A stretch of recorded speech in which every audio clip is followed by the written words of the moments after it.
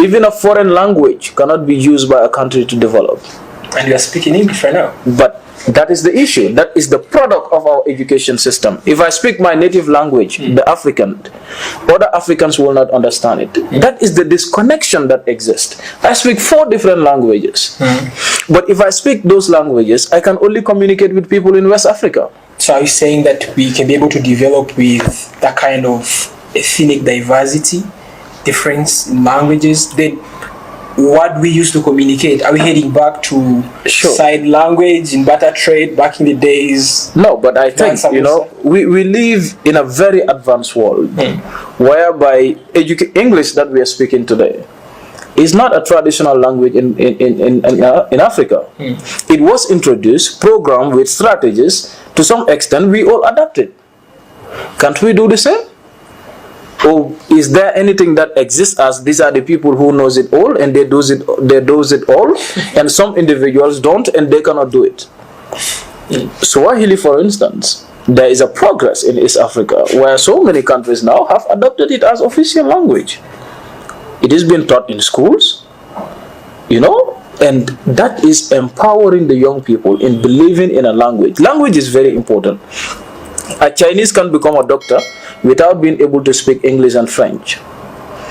And that is not possible for a Nigerian, not possible for even a Rwandan, not even possible for a Gambian. That is the wrong that we are talking about in the education system. So we have to be able to produce individuals with skills, with knowledge, with everything, relying on our realities. And that in the first step in that is changing or designing the curriculum that fits the African purpose with African languages that can be generalized within the continent, where people try to embrace them bit by bit. But without that, our call can never be realized. Very true. Do we see some success stories in Africa? Sure, there are. We just talked about Rwanda, for instance. We have seen what is going on in Mauritius. We have seen other countries like in Kenya. We have seen countries like in South Africa and etc. Even though if you analyze most of them in depth, you come to realize that they also have like few lapses in some of their models and etc. Some of them are still trapped with foreign aid, with debts, loans, from Bretton Woods institutions like the IMF, the World Bank. We've seen recently how Chinese are using their financial, strength to more of recolonize African countries. As a result of the little finance that they're giving us, using paper money in exchange with our valuable resources. But we have these problems, but it doesn't mean that we can't fix it. We can fix it. We just have to look inward. We have to start looking down, because relying on the West has not solved the problem. And Garvey said one thing that was very important. Any leadership that teaches you to rely on another race for survival, that leadership will enslave you. Osman, we've been reading this great book with you, The Post-Development Reader. Yeah. And present something like a mainstream media propaganda. How do you support that? Yeah, thank you so much. I think that is the work of Majid and Victoria, which is a very good work in development studies. But basically, if you look at the mainstream media, it operates in a way that way before the publication of this very book, in fact, it has ever been there. And that is the beauty of academic, because they can always look into things that happen in our societies and come up with solution to it. I will recommend every development student to automatically visit this very literature. Now, looking at the mainstream media, we have been portrayed as a continent in a way that there is no life in this continent. The continent is not developing. It is looked at as a continent that only has poverty in it. These are the images shown by the outside world about Africa, and this image must change. It must change in a way that if an image portrays poverty, it doesn't attract investors to come. Africa must have an image that attracts investment, not foreign investment, but investment by Africans themselves. We have so many individuals living in the diaspora, and that is why I always make this call. Africa is the future for investment, but Africans have to take the lead in it. And I'm saying this because if you look at the mainstream media today, we have millions of people living in the streets of America as homeless. They do not want us to see that. They don't want us to see poverty existing in European countries. We've seen how Britain is. We've seen, how Italy is. We've seen how some of these countries are. They have their own issues that they find it difficult to solve among themselves. Just one example. Look at how the Ebola epidemic was portrayed, and Africans were portrayed during this crisis or during this disease outbreak.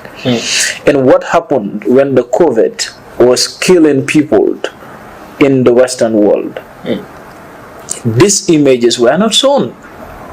So that is why it's high time for us as Africans to develop media outlets among ourselves. And medias that are not in line with our principles, with our agendas, we have to kick them out of the continent. It's either they be neutral and show the beautiful part of the continent as well, or else they stay in their own countries. That is the fact. But we cannot just be here and being portrayed in a way that, as if there is no life. So they have to be neutral. And if you look at this very book, you will understand how media has a role to play in balancing power at the international level. That is why you see all these so-called superpowers have a media outlet that propagates their own agendas, even though sometimes they are built on, promises that are not even materialistic. So we must be aware of this. And the mainstream media have been the cause of most of the problems in Africa. They portray the Western world as if everything there is perfect, brainwashing the youths who doesn't have time to look in depth as to what is happening. And therefore we have seen Africans dying in the Mediterranean Sea. We have seen Africans dying in refugee camps in Europe. We have seen Africans being sent to prisons.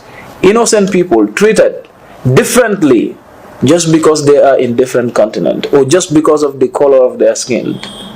So all these things are happening because of the mainstream media. So we must be aware of it now. Develop media outlets and build up a network among themselves, and they have the African agenda forward. Then Africa can have a single voice. A single voice for Africa. Africa 24 is indeed a great media.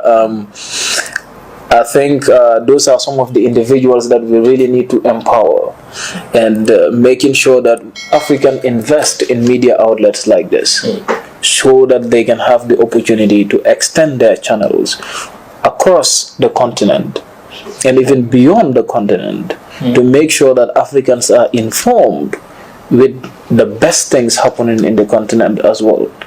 But if we don't know what is happening, we find it difficult to embrace it. So media is very important. It is one of those most important instruments that you can use to change a society, because the first step in realizing a development model or a development agenda is through communication. And communication has to be built in a way that it is persuasive in nature, whereby it can ignite the spirit of participation, the spirit of responsibility in an individual, for them to take up visions as collective in a particular society to make change. So media outlets owned by Africans in the continent must be empowered to support the African